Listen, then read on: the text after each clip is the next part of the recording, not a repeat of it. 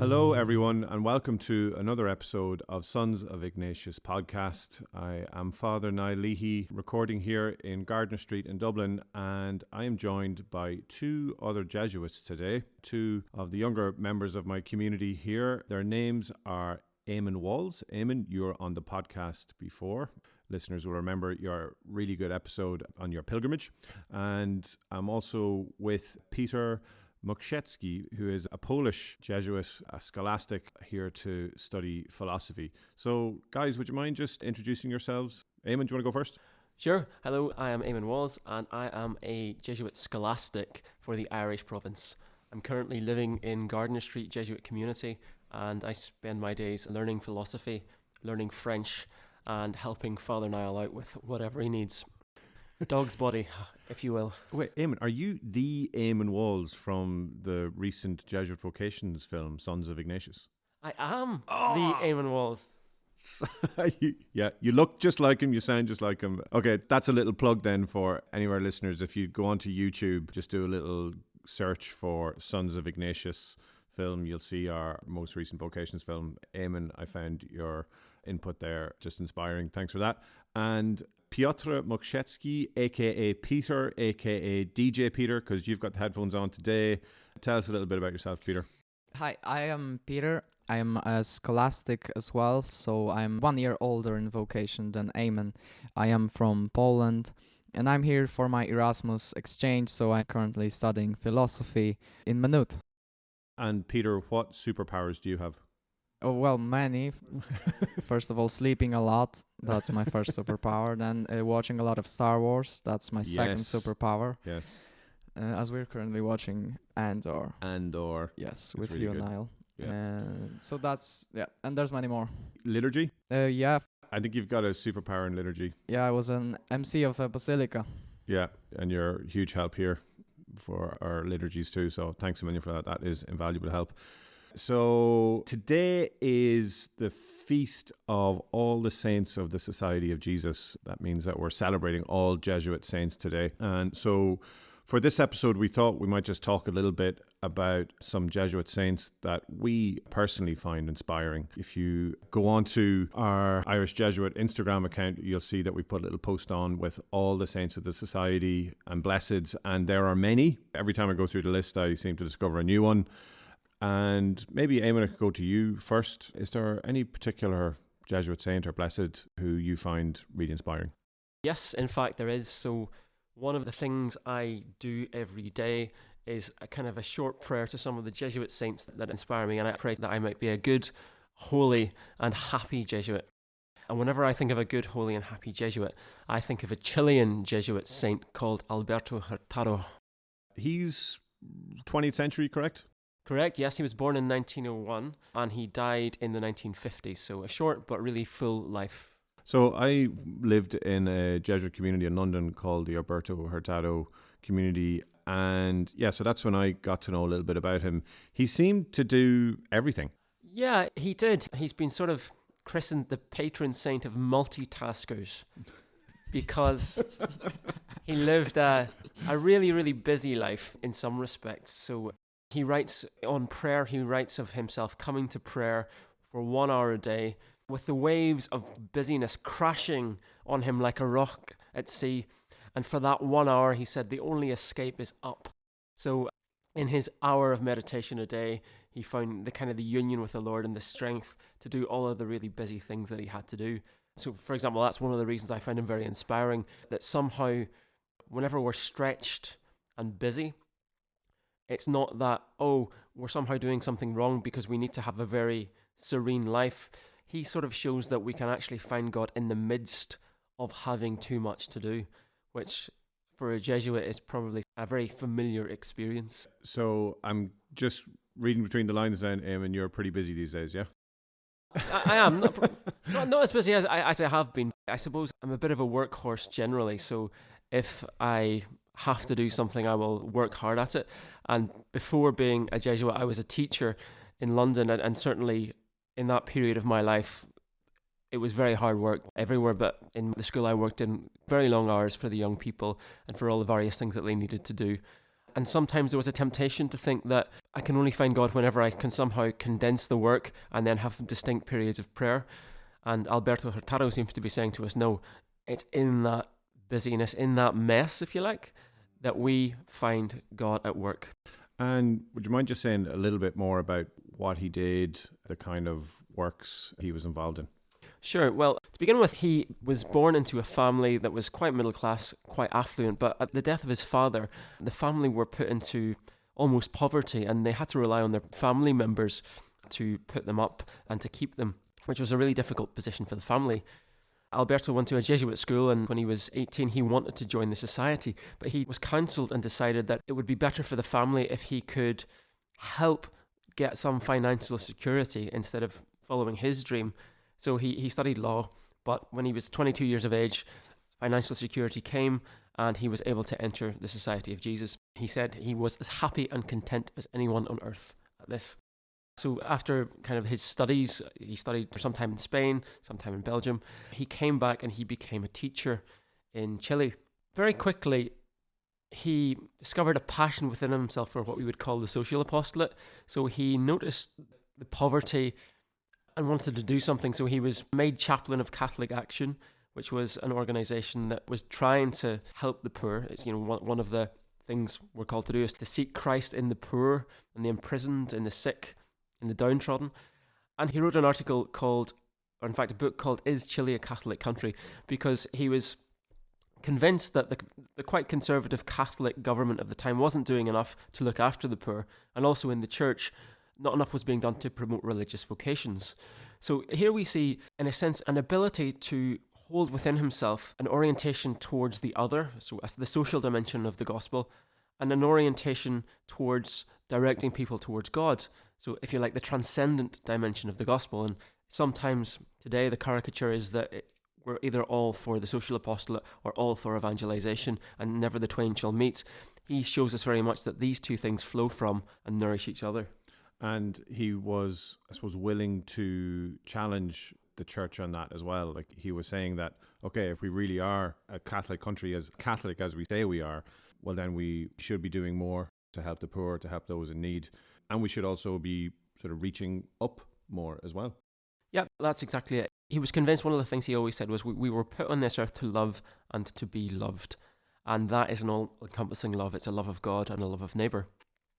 One of the powerful images I read in his writings, which just is sort of seared in my memory, he was giving a retreat, and the reading was whenever the Pharisees look at Jesus and they're scandalized by the people he's eating with. And the line in the gospel is, this man eats with sinners. And in his reflect, Alberto Hurtado said, yes, that is exactly what he did. In fact, that is one of the chief things that characterized Jesus' mission, was to eat with sinners. And he said, this man eats with sinners should be carved in front of every altar and on the door of every tabernacle. This man eats with sinners. Eamonn, you've picked a guy there, you've picked a Jesuit who is very much involved in the world, very close with people, wants to eat with them, wants to associate with the lowly and the needy and with sinners, and also a man who wrote books. So he seemed to be a bit of an intellectual as well. You find this guy inspiring. Is that something that you would like to maybe explore in your own time as a Jesuit? You know, that kind of really close pastoral work and experience, and also maybe a bit of writing? Yeah, well, certainly I've done a little bit of writing for The Messenger. It's something I really enjoy. I find it a real struggle, but there's great satisfaction whenever you actually get something you're trying to say out. So I certainly do really love that. I would say one of the beauties of the Jesuit life in general is that, in a sense, we don't really come at it with a vision, right? I want to be a teacher, I want to be an intellectual. As one Jesuit I know said, we get up in the morning and the Lord shows us what to do. And that's sort of what he did. He got up in the morning, the Lord showed him what to do. And so that included an intellectual life, that included retreat giving and lots of talks. But that included also, one of the things he's most famous for is with a group of women founding the Hogar de Cristo. He had an epiphany one evening. He saw a homeless man shivering cold with tonsillitis with no shelter, and giving a retreat to some woman in the following days. He went off script, as Pope Francis often does. And he said, this came back into my mind, and he said, Christ is roaming around our streets in the homeless and the poor. Christ has no home. And so the Hogar de Cristo, which is the hearth of Christ or the home of Christ, was a house that was set up to gather the poor in. And so he was given this little green pickup truck, and he would go under the bridges to where the homeless people were and where the children were, and he would bring them into the house. And now Hogar de Cristo are refuges for people who are poor and homeless. In fact, not just in Chile, but I think in other countries in Latin America as well. Yeah, I have to say, I mean, like, this is the kind of Jesuit that inspires me as well. I'm not much of a multitasker, but I can say that when I was discerning my vocation, one of the things that really attracted me to the society was the great variety of activities that Jesuits got involved in. So, to be honest, growing up, I never knew what I wanted to do or what I wanted to be. And like, I got into business and accountancy after I left university, just because I thought this would give me opportunities. You know, you can go anywhere with accountancy. And it was really finding the Jesuits where I thought, I'll probably spend 10 years doing, working in a parish, and I'll spend 10 years maybe in a university chaplaincy, and I might spend another 10 years in a retreat house or on the social apostolate or whatever. And yeah, it's that kind of life which I think attracts a lot of us to society. But should you know what to do, though? Like, speaking not only from a Jesuit perspective, but from a perspective of people living in the world, maybe not even believers. There is a strong assumption today that you have to find that one thing that you're like focused on.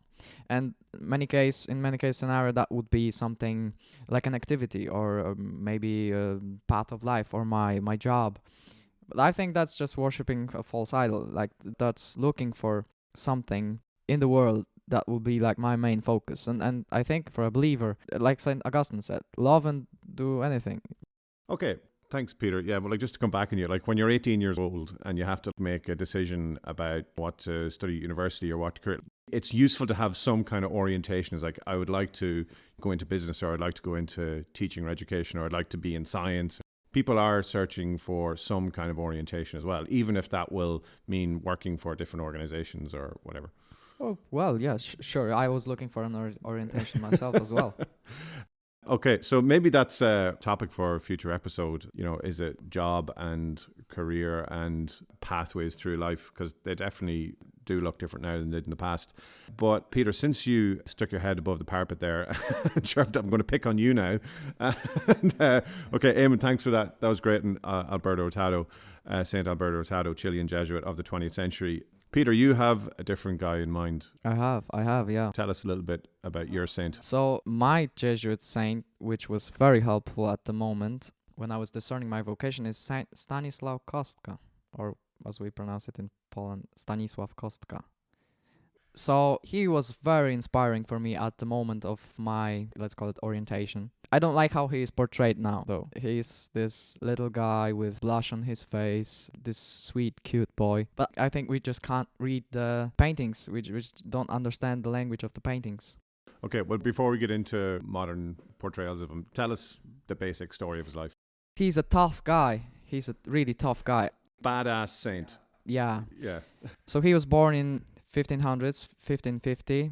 So he was born 6 years before Loyola died, and he's like the offspring of this first Society of Jesus. He was a Polish novice, but before he was a student of a Jesuit college. So he studied in Vienna with his brother Paul, and then he discovered the vocation that he had to the Society of Jesus.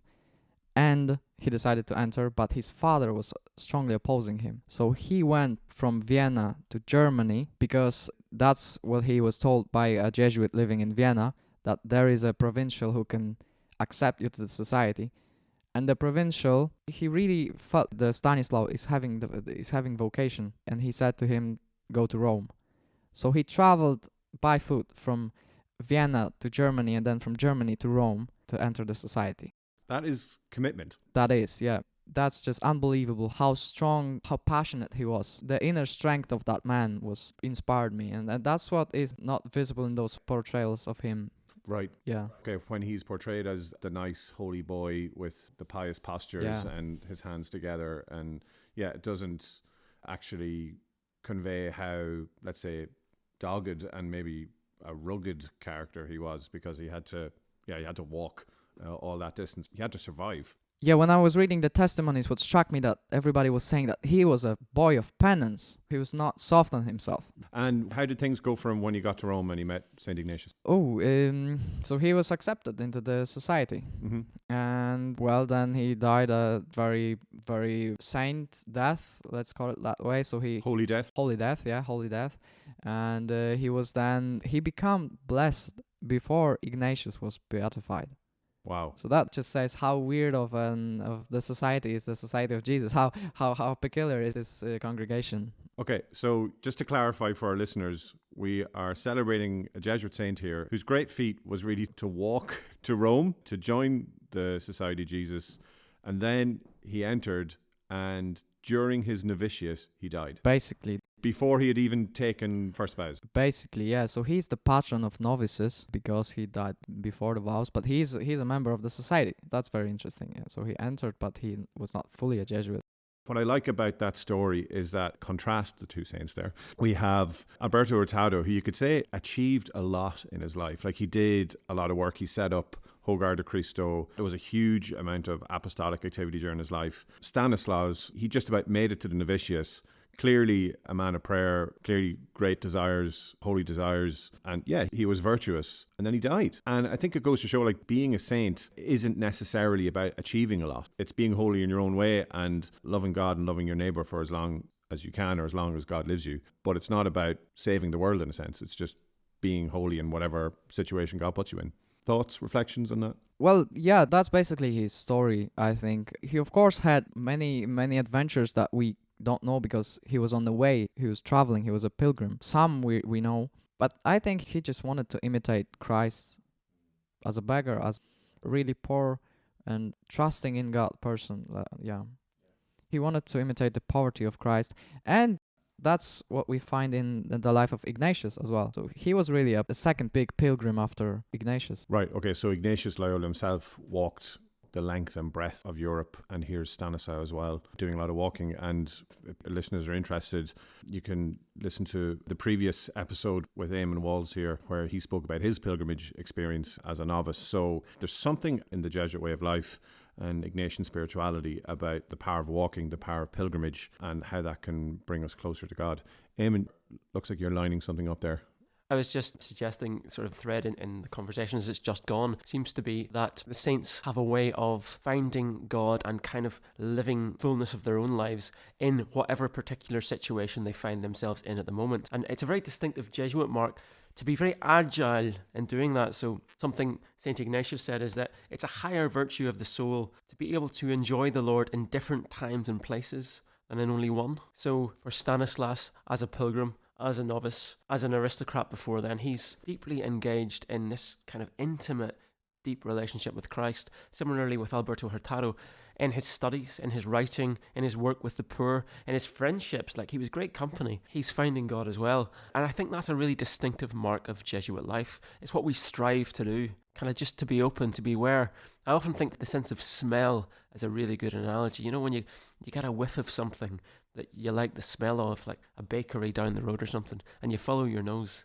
I think sometimes that's an image I use for finding God wherever you are. And just to bring it back into the present now, guys, both of you are studying philosophy in Maynooth at the moment.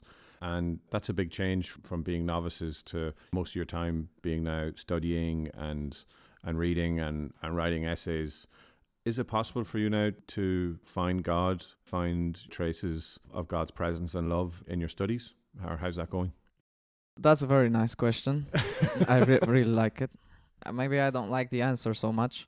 I find it really hard to study the philosophy. I find God in philosophy when I understand that the world is not as simple as I thought. And then I realized that God has to somehow make sure that all the stuff in the world works. He's the creator, that he's continually creating us. He's somehow beneath all of the existence. And that he's somehow loving all of this. That's just incredibly consolating to me. So for me, as a finite heart, finite mind, I find it so hard to love people and to share my true self with them and share faith in God, and that God is just this pure love that it's so bizarrely various. That's just amazing. When I studied philosophy, and I discovered that. Yeah, nice. And also you're doing it in a second language, Peter, so I take my hat off to you. You're not wearing a hat, Niall. Thanks, Eamonn. Eamonn, are you finding God in your studies or in the intellectual life? Yeah, I am. You must be holier than Peter then. Well, the really holy people don't say. So I'm saying nothing. Yes, it's taken me, I suppose, a few weeks to get back into the rhythm of being a student again. It's been a few years since I studied. I would say that in one sense, I've sort of been kind of drawn by delight or kind of the more I've read and had to study, and now I'm writing essays, the more I've really enjoyed it. The idea that the human mind is made for the truth, and the truth subsists in God. Jesus says, I am the way, the truth, and the life. And so in my increasing enjoyment and curiosity, it's sort of as if my human nature is sort of blooming and is being met with a relationship with the truth, which we would say fundamentally is the Logos, Christ, God. So I suppose that's quite an intellectual answer. A more down-to-earth answer, which is often the Jesuit answer, is that last weekend we went on a weekend away with some young adults and with the net ministry team who are here. Just before leaving, I had my laptop open and it was on a PDF of Frederick Copleston's History of Philosophy. On my left was an iPhone, which I was waiting to get a message to say what was happening next. In the corner was a rucksack and my walking boots. There were cards on the bookshelf beside me from friends, books I wanted to read, and I was just looking at all of these things and thinking, wow, like, how lucky am I to be reading stuff that's interesting, to have friends who love me, to be going on a hiking trip with young adults, to have brothers who are just about to invite me out, and to be in this beautiful place that is Gardiner Street.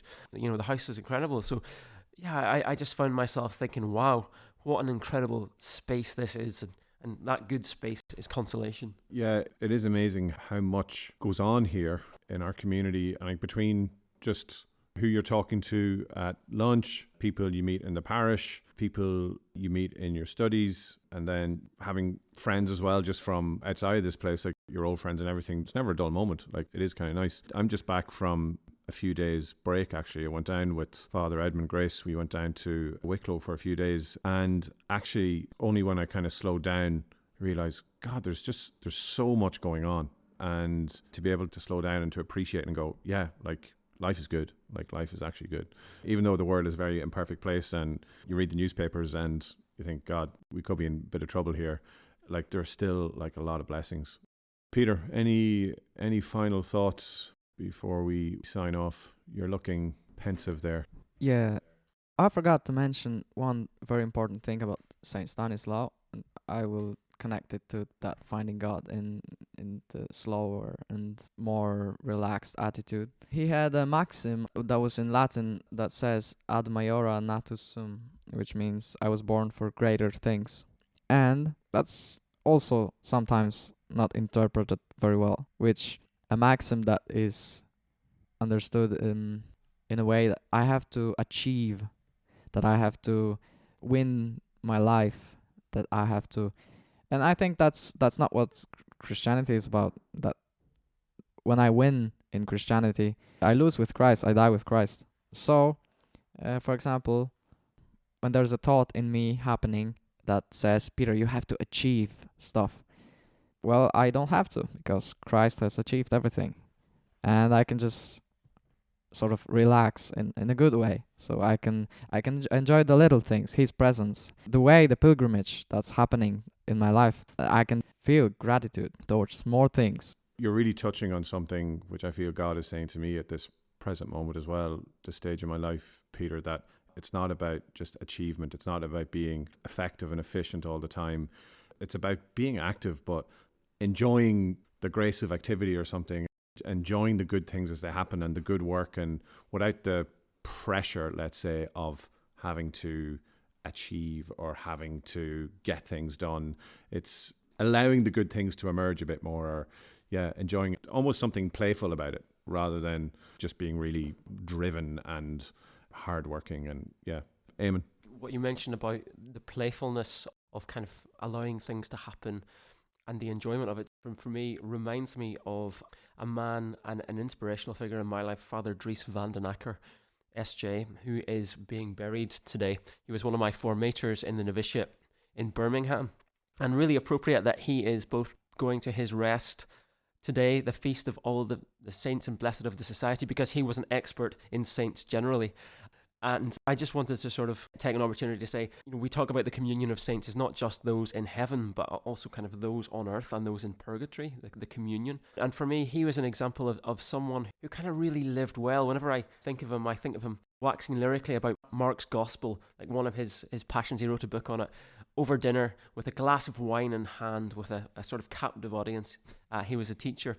And one of the most graced experiences of my novitiate was actually whenever he went back to the Netherlands because of an illness. One of the jobs I was given was to pack up his room. And let's just say his room was quite spatially expressive. So it wasn't exactly a job I was really looking forward to. He had a lot of stuff in there, Lives of the Saints. But as I was going around the room, packing it up to send everything to the Netherlands, I discovered books that he'd written. He'd been a teacher. I discovered little books where he'd photocopied really good work that the students had done. He sometimes would call it their holy scriptures, their experiences of life.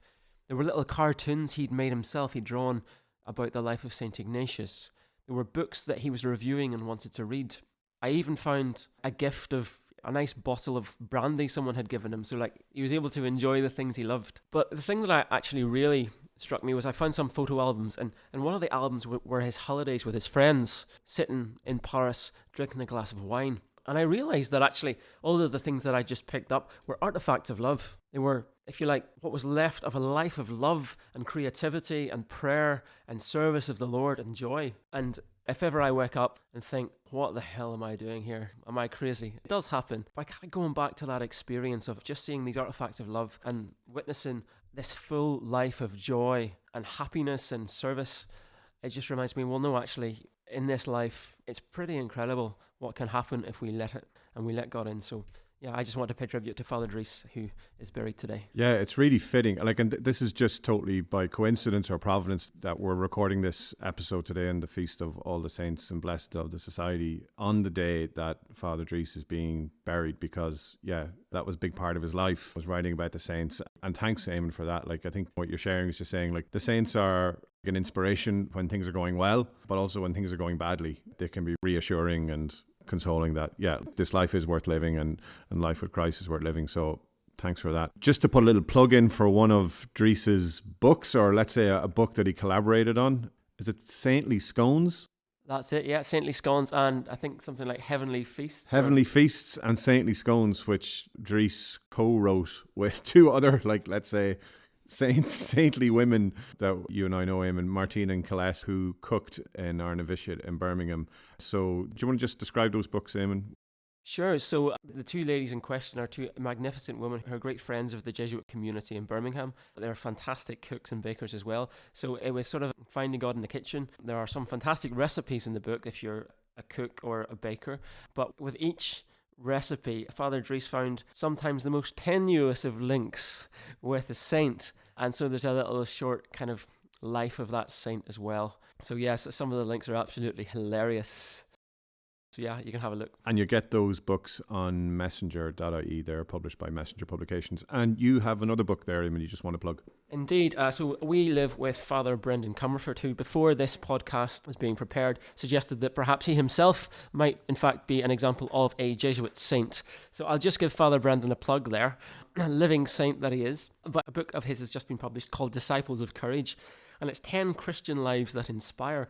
It's a really good book for Advent, actually, because it begins with Edith Stein, people like Dietrich Bonhoeffer, Popes John the 23rd and Paul VI, Oscar Romero, Pedro Aripe, Mother Teresa, among others. And each story is about 10 to 15 pages. And it is a life of courage and courageous discipleship. So if you were looking for something for Advent, Father Brendan's book would definitely be something to read. Yeah, I like those books that you can just dip into and read 10, 15 pages and then you can put it down again and come back when you want to. So yeah, name of that book again is Disciples of Courage by Father Brendan Comerford. Okay, Brendan, we're doing our bit for you. Okay, I think we could just wrap things up now. Listen, Peter and Eamonn, I really enjoy living with you guys here, and you've brought a lot of life to Gardner Street, and it's just great to have you on the podcast and to chat. And we didn't get talking about Star Wars, Peter. Not yet. Not yet. Yeah, but yeah, force be with you and all that. Yeah. Okay, guys, thanks again. Thanks to all our listeners. And thanks for your feedback online, on Twitter and everything. If you want to email us, our email address is hello@sonsofignatius.com. And until the next episode, goodbye and God bless.